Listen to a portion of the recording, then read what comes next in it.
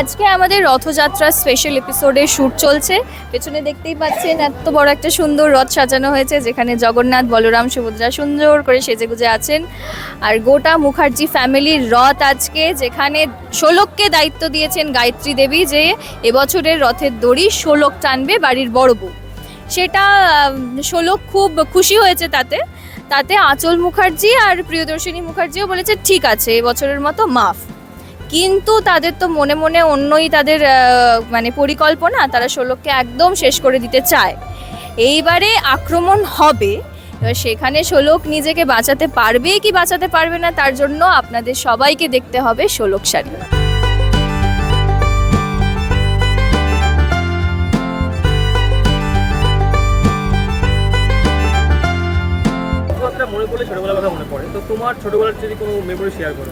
ছোটবেলায় মেলা যেতাম, আমাদের মেদিনীপুরে খুব ভালো বড় করে রথ হয়, 3টে আলাদা আলাদা রথ যায়।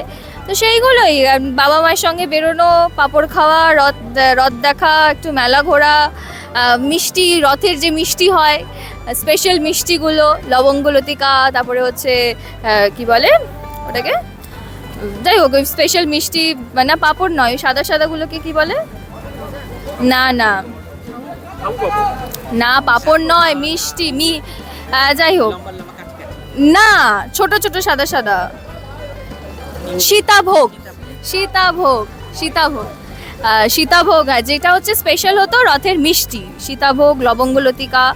তো এইগুলো খুব আনতো বাবা, এখনো আনে বাড়িতে আমি থাকি না, এটাই যা। দর্শকদের এটাই বলবো যে অতি অবশ্যই শোলক শাড়ি দেখুন।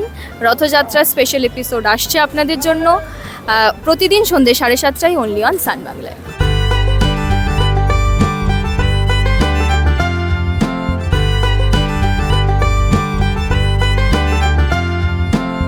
আজকে সেটে আমরা নেই, সেটের বাইরে চলে এসেছি, আউটডোর চলছে।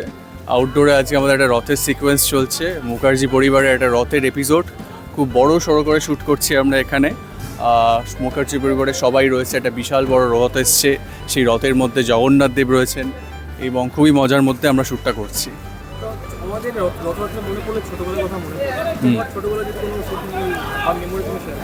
ছোটোবেলার স্মৃতি রথ নিয়ে প্রচুর। প্রথমত মানে রথের একটা খুব এক্সাইটিং পার্ট হচ্ছে যে রথ বাড়ি থেকে বাবা কিনে দিত এবং সেই রথটাকে সুন্দর করে সাজানো, সেই রথ 2-3 দিন আগে থেকে প্রিপারেশান চলতো, কত রকম কিছু কিনতে পাওয়া যেত সেই সময়, রঙিন কাগজ, বিভিন্ন গ্লিটার্স, সেই সমস্ত দিয়ে রথটাকে সাজানো এবং ফাইনালি রথের দিন ফ্লেক্স করা ব্যাপারটাকে বন্ধুদের মধ্যে, কার রথটা সব থেকে বড়, 2তলা না 3তলা, কার রথটা বেশি সুন্দর, এটা নিয়ে সবাই একসাথে এক ঝাঁক হয়ে পাড়ায় রথটা নিয়ে বেরোতাম। তো খুব ভালো মেমোরিজ সেই সময়।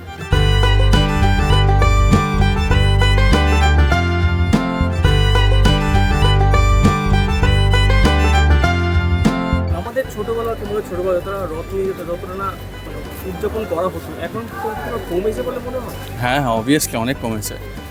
আমি এটার ফার্স্ট রিজন মনে করি যে এখন যেটা হয়, এখন যারা বাচ্চারা বা টিনেজার্সরা তারা ওই ফোন নিয়ে বেশি ব্যস্ত থাকে, তাদের কাছে ইন্টারনেট এখন চলে এসছে। আমাদের সেই সময় অত ইন্টারনেট বা ফোন অতটা সহজ উপলব্ধি ছিল না। সেই সময় প্রচণ্ড গ্রাউন্ডেড থাকতাম আমরা, বিকেলবেলা মাঠে খেলা বা এই রথ টানা, প্রত্যেক কটা ফেস্টিভ্যাল এনজয় করা, এগুলো আমরা আরও বেশি করেছি। এখন মনে হয় সেটা কম্পারেটিভলি অনেক কম হয়। তোমার এবার রথতে কী প্ল্যান, মানে এবার কি আবার রথ সাজাবে? রথটা সাজানো সম্ভব হয়তো হবে না, কারণ অবভিয়াসলি সেই সময়টা পাবো না। এটাই প্ল্যান আছে যে রথের দিন শুটিংয়ে থাকবে এবং শুটিংয়ে এসে পাঁপড় আর জিলিপি খাবো এবং ইউনিটের সবাইকে খাওয়াবো, এটাই প্ল্যান আছে। দর্শকদের এটাই বলবো যে শোলক শাড়ির খুবই টান পর্ব আসতে চলেছে সান বাংলায়। আপনারা যেমন ভালোবাসা দিয়ে এসেছেন সেরকমই ভালোবাসা দিতে থাকুন, যাতে আপনাদের ভালোবাসায় শোলক শাড়ি খুব ভালোভাবে চলতে পারে। শোলক শাড়ি দেখতে থাকুন রোজ সন্ধ্যে 7:30টায় শুধুমাত্র সান বাংলায়।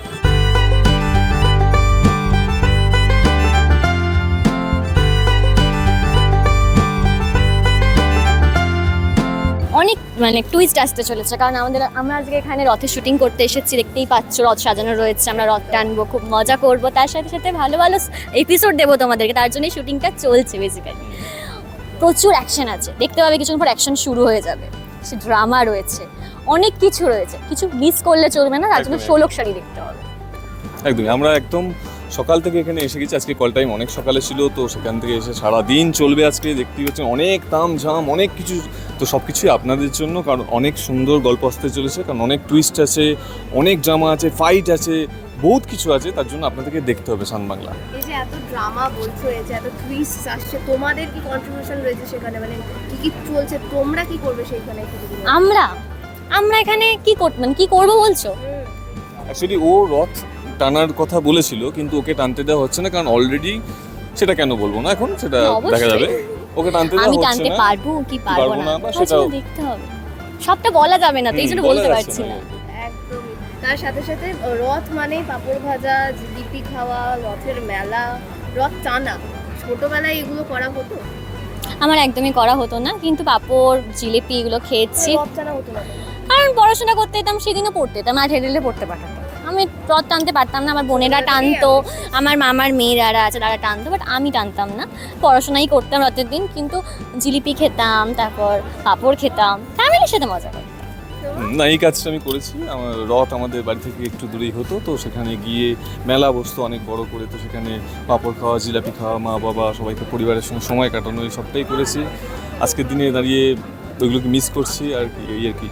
আর বাড়িতে এসে পাঁপড় খাওয়া, মা নিজের তৈরি করে দেওয়া, সব কিছু মিস করছি, এই আর কি।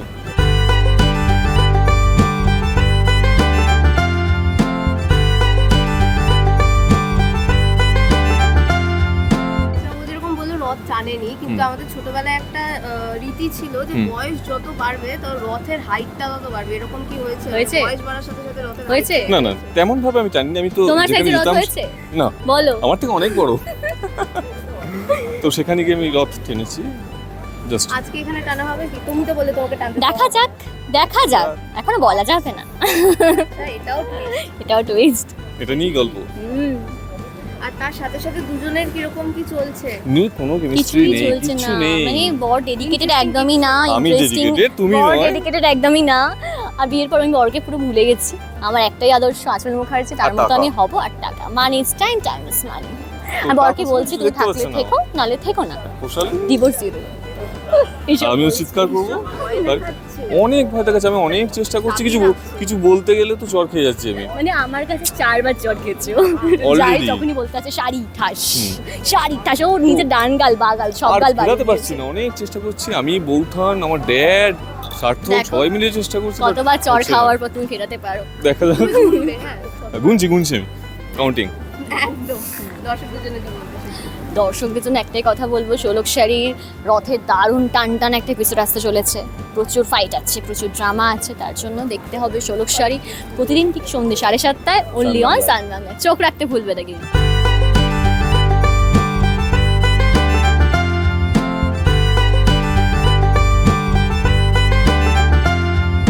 রথযাত্রা স্পেশাল শুট হচ্ছে আজকে আউটডোরে। বৃষ্টি, ঝড় বৃষ্টি সবই রয়েছে। না না, ঝড়টর নেই, ঝড় না, ভীষণ মিষ্টি বৃষ্টি হচ্ছে। বৃষ্টি এবং গরমও তার সাথে হ্যাঁ, সাথে কিন্তু বৃষ্টিটা যখন থেমে যাচ্ছে তখন খুবই গরম হচ্ছে, দেখো কুলকুল করে ঘামছি, কিন্তু আদারওয়াইজ খুব মিষ্টি একটা বৃষ্টি হচ্ছে মাঝে মাঝে। তো কিরকম চলছে শুটটা অল ওভার?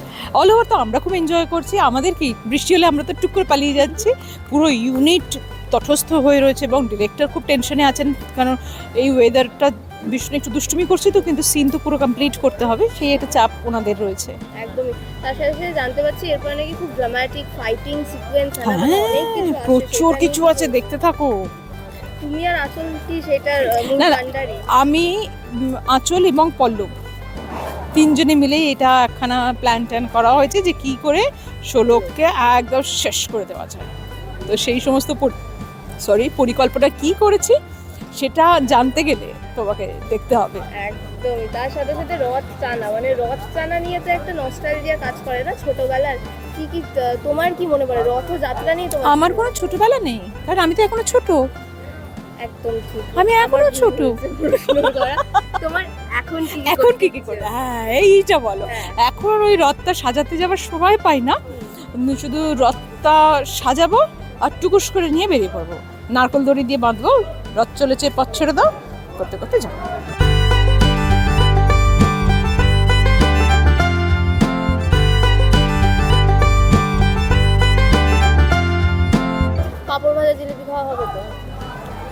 সময় পাও রথের মেলায় যাওয়া, ওইভাবে টাইম স্পেন্ড করাটা এখন আর হয় না?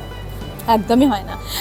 বরং আমি তো ভগবানের কাছে এটাই প্রার্থনা করব, একটু আগেও বলছিলাম যে আমি এটাই প্রার্থনা করব যে জগন্নাথ দেব মহাপ্রভু এটাই করুন, সারা বছর সব মানুষের যেন কাজ থাকে, কাজের মধ্যেই ওনাকে পুজো করা, কাজের মধ্যে দিয়েই তো ওনার আরাধনা, এবং আমরা কাজের মধ্যে থাকলে সেটা উনি বেশি খুশি হবেন। একদমই তাই। আচ্ছা, রথে এরকম পুরী যাওয়া হয়েছে? হ্যাঁ হ্যাঁ, গেছি। কিরকম মজা হয়েছিল? প্রবল ভিড়।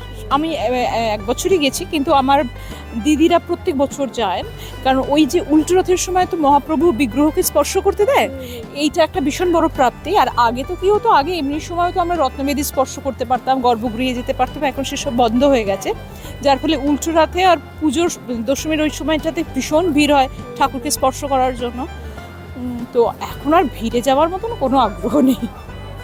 আর কাজের মধ্যে সেই ফাঁকটাও পাওয়া যায় না, একদম ওটাও পাওয়া যায় না, এবং সবাই চায় যে ওই যে বললাম কাজেই থাকে। দেখো তোমার সঙ্গে কথা বলতে বলতে কি সুন্দরভাবে মেক করে গেল। যাই হোক, তোমরা সবাই খুব ভালো থাকো, আপনারাও সবাই খুব ভালো থাকুন, জগন্নাথ দেবের আশীর্বাদ বর্ষিত হোক সকলের ওপর, সকলে সুস্থ থাকুন, কাজে থাকুন, ভালোবাসায় থাকুন।